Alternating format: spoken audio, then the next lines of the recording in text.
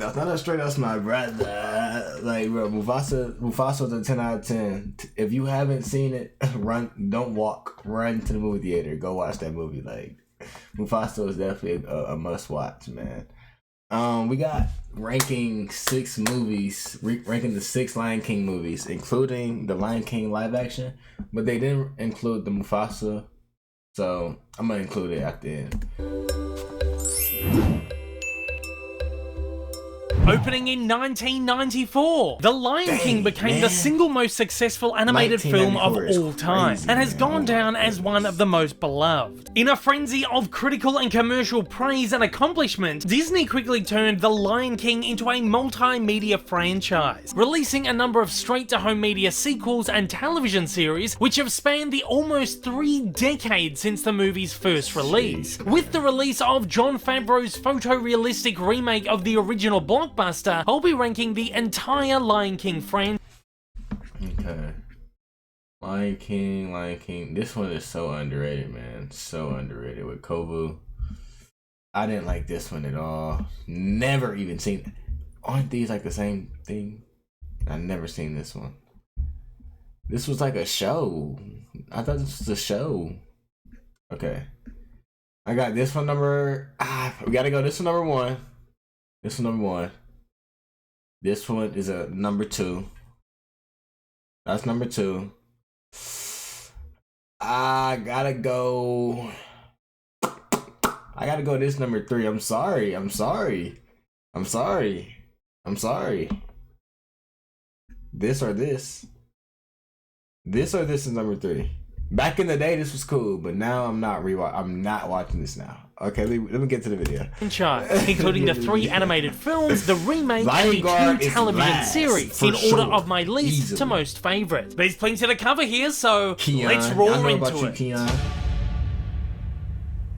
Kicking us off at number 6, The Lion Guard. Yeah, you're last, the latest buddy. animated installment in the franchise is this series, which began airing on Disney Junior in 2016. Lion Guard tells the story of Simba's son Kion as he becomes the leader of the Lion Guard, the protectors of the Pride Lands. As this series is aimed at younger children, it isn't as dramatic or even as wildly comical as the franchise's other entries, opting to instead tell small fable-like stories filled with veiled lessons and messages. Regardless of its age range, this is actually a very good series. Many of its episodes are fairly enjoyable and engaging, with nice little stories that really fit in with the franchise, maybe even more so than some of the other entries. Each episode features an original song, and most of the time, they are actually unbelievably catchy earworms. And the animation, while appearing a little basic and budget at times, is really beautiful and colourful. I can't find too many faults with The Lion Guard, except perhaps for its lighter, safer tone and inability to tell deeply layered stories like that of the original movie. But for its core demographic, it works incredibly well, and with that in mind, this is probably a really ridiculous criticism. But for me personally though, it's not a show that I could find myself getting hooked on or watching every episode of, simply because it's just a little too young.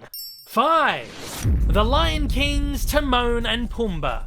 As a kid, I absolutely loved this series, which featured the furthered adventures of our favourite jungle-dwelling comedy duo. 20 odd years ago, I found it incredibly fun and absolutely hilarious. In retrospect, however, the show doesn't seem to have the same spark for me, though it is still a fairly amusing obscurity. Though the 2 characters do serve as comedic relief in The Lion King, the comedy in this series is certainly a far departure. While the movie was littered with fart jokes, a lot of the humour in it was more refined, with real heart. Timon and Pumbaa, however, pushes the envelope with edgy, gross-out humour, more in line with the Warner Brothers and Nickelodeon cartoons of the era. The humour is incredibly meta, with many self-referential gags, and many things that just quite simply don't fit in with the Lion King's world. Additionally, the series sees Timon and Pumbaa not only in the African jungle, but travelling the globe, and occasionally finding themselves in indoor settings and coming into into contact with zany humans. Despite occasional appearances from Lion King characters such as Simba, Rafiki, and Zazu, it's best not to look at this as a serious or true canonical entry in the franchise because it opens up too many questions that just make it less enjoyable. At face value, however, Timon and Pumbaa is a very entertaining, easy to watch, and at times highly enjoyable series of bite-sized comedic shorts. Despite lacking the Lion King's dramatic and emotional core, it's all done in good jest, with no disrespect to it. With an open mind, it's just fun to join these characters on their amusing and wacky adventures.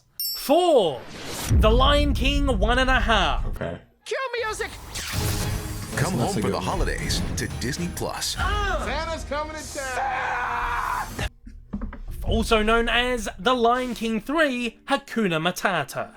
The third feature-length Lion King outing works not only as a decent installment to the franchise, but also as somewhat of a follow-up to the Timon and Pumbaa series, maintaining a lot of its gross-out humour and meta tropes as the two characters bookend a retelling of the original movie from their point of view. This premise is actually really great, and leads to some wonderful world-building and serviceable gags. I love the depth it gives to Timon and Pumbaa, providing them with a backstory and a wider context to the original movie and its world. However, I feel the movie sometimes goes a little bit too far, with plenty of dramatic moments from Lion King treated somewhat disrespectfully, with gag pieces that mock or lessen the meaning and impact. Yes, it's all done in good fun, but it all feels a little odd and a little too much like a needless retcon for my liking. But again, if you view it like the series as an unconnected piece of tissue, it becomes more enjoyable. That said, it does do a lot of things right. It brings back a majority of the original actors, reuses a few original songs, and even features gorgeous, vibrant animation that is nice to look at. Despite my nitpicks, it's all done in a very charming way with its own warmth and definitely brings back the heart and soul to the franchise and is a genuinely enjoyable movie. 3.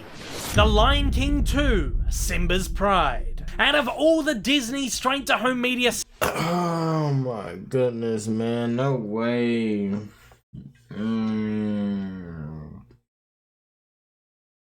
We have to stop disrespecting, y'all.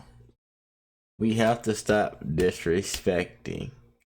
Why do we put the live action anything over this movie? Like, I don't understand the disrespect. I really don't. I really don't. People didn't like that somebody didn't die in this movie or something. Like, I don't get it. Like, I really don't get it. We got introduced to a new character, amazing new characters. The storyline was complete. Y'all mad that she was a girl? Like, I don't, like, those are the only reasons. Like, it was a great movie. A great movie. It's number 3. No way you put a remake of Lion King over this. Like, that just blew me. Just blew me. sequels, The Lion King 2 is quite easily the best of the lot. Where The Lion King took inspiration from Hamlet and Macbeth, Simba's Pride took inspiration from Romeo and Juliet, telling a love story of lions from different prides, Simba's daughter Kiara and Scar's adopted son Kovu. It's an incredibly nice story that plays out very well, with likeable new characters, good pacing, exciting moments and a lovely message, furthering the story of the original beautifully and providing a great, deeply layered character study of Simba in its aftermath. It features a smattering of new songs, most of which are really, really good. It helps that many of them were written by Lebo M during the production of the original, making them feel and sound totally authentic. The only element missing is the lack of Elton John, Tim Rice songs and Hans Zimmer's score. Simba's Pride does a very good job at living up to, complimenting and respecting the original, and does it almost perfect justice. However, as a result of the enormous budgetary restraints put upon it, it features lesser, cheaper animation and isn't as grand, colourful or epic as its predecessor. Shortcuts are certainly evident, but despite these, it doesn't feel paint by numbers like most of the other cheap calls, but something that was well planned and thought out, maintaining the heart and charm of the original. You can just tell that the filmmakers and artists were fighting tooth and nail to make it as good as possible. With a larger budget, I have no doubt that this could have been something extraordinary. 2. The Lion King 2019. While this may simply act as a carbon copy of the original, doing very little to be different whatsoever, strangely this is a movie I have large admiration for. While many expect Disney remakes to be major divergences from the original, The Lion King shows bravery by staying to a large extent almost exactly the same. However, while songs, story and dialogue may all be the same, these are things that are inherent to the original and what make it so special. They are thus elements that simply cannot be removed, or else in the end this isn't The Lion King. While I agree this movie is far and away from the perfect masterpiece that the original is, and I would always choose to watch that one over this, I had a highly enjoyable time with it. Musical numbers are flatter than the exuberant ones of the original, and the characters may not radiate the same emotion as the traditionally animated ones, but this movie has its own certain